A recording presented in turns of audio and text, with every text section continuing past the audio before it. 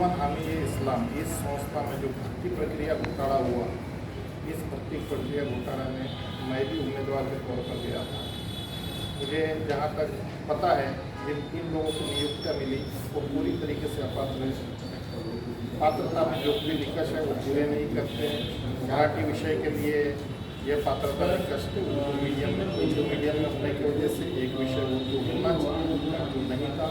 अध्यापन पद्धति बीएड में नहीं थी, अध्यापन विषय या मराठी होना चाहिए था, नहीं था।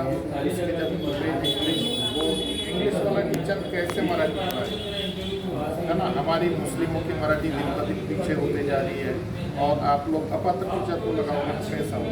ये बहुत बड़ा घोटाला है और ये किसी साजिश के तहत ये काम किया गया। अभी वो पात्र नहीं है, अभी उनके मेथड नहीं है। हो सकता है कुछ दिन उनको समय मिले और मेरे पर्सनल मिलने के बाद में उनका कहना था कि ठीक है ना, अप्रूव ही तो नहीं देंगे, ज़्यादा से ज़्यादा क्या हो जाएगा।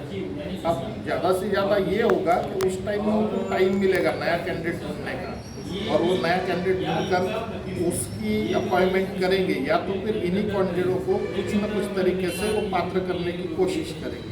55 लोग आए थे, जिसमें से ये 8-10 कैंडिडेट अपात्र थे, उन्हीं में से इनका सिलेक्शन हुआ। जब 55 कैंडिडेट आपके पास थे तो अपात्र कैंडिडेट क्यों लिया गया?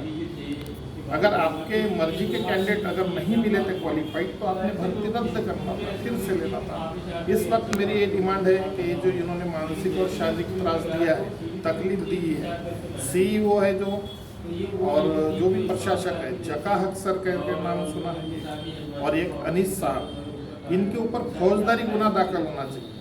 मुझे ये बिल्कुल आशंका है कि पैसे का व्यवहार हुआ है, और ये भी सुना है कि पूरे रिश्तेदारों को लगाया गया है करके। ये तीनों जो कैंडिडेट लगे ये रिश्तेदार बताए जाते क्या है ही, और इनको मैं पर्सनली जानता हूँ, इनकी क्वालिफिकेशन नहीं है, मराठी विषय शिक्षक की इनकी क्वालिफिकेशन नहीं है। और ये जो इनको ड्यूरेशन मिलेगा इस पीरियड में, ये ऐसा कुछ तो करेंगे कि जिससे ये कैंडिडेट पात्र हो जाए, या फिर से भर्ती निकाल के या फिर से दूसरे नए कैंडिडेट लेंगे। और मुझे बोला भी गया, ऐसा आप एक्शन लोगे तो आपका कहाँ विचार किया जाएगा। मैंने तो ये भी बोला था कि भाई विचार ना हो तो ना हो, लेकिन जो जगह है उस पर योग्य कैंडिडेट होना चाहिए। हम जब पढ़ाई करते हैं एक तकनीक के द्वारा करते हैं और एक दिशा में जाने के लिए करते हैं, तो उसी दिशा का टीचर बनेंगे।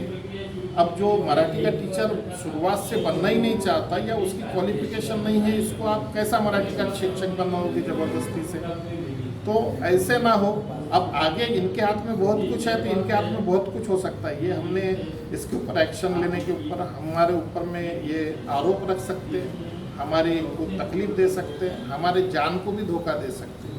तो इनको सबसे पहले पदों से हटाया जाए, इनके ऊपर कार्रवाई किया जाए, इन पर फौजदारी गुना दाखिल किया जाए। शिक्षा के मंदिर में ऐसा कैसा काम कर सकते हैं? और सब लोग जो है उच्च शिक्षित है, इनको तुरंत जेल में डाल दिया जाए, ताकि और ऐसा सबक सिखाया जाए कि दूसरा कोई आदमी ऐसा काम न करे। आपके माध्यम से मैं जो हमारे अल्पसंख्यक आयोग के अध्यक्ष हैं माननीय प्यारे खान साहब, इनको मैं विनती करना चाहता हूँ कि उन्होंने इसके पहले भी अच्छा मुद्दा उठाया है, वो बहुत अच्छा काम कर रहे हैं अल्पसंख्यक आयोग के द्वारा मुस्लिम लोगों के लिए। इनके पहले जो उन्होंने काम किया है किदवा स्कूल के साथ एक अच्छा एक्शन लिया है, या ऐसा ही एक्शन इस पर ले तो यहाँ पे आपको ये सब साफ हो जाएगा।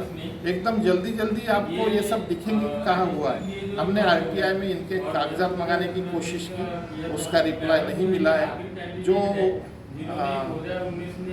अपने सीईओ है मिस्टर अनीस साहब, इनको मैंने जब बोला कि भाई आप आरटीआई में इंफॉर्मेशन दीजिए, ये कायदा से भारतीय कायदा सिस्टम में एक बहुत अच्छे पद पर रहे हैं।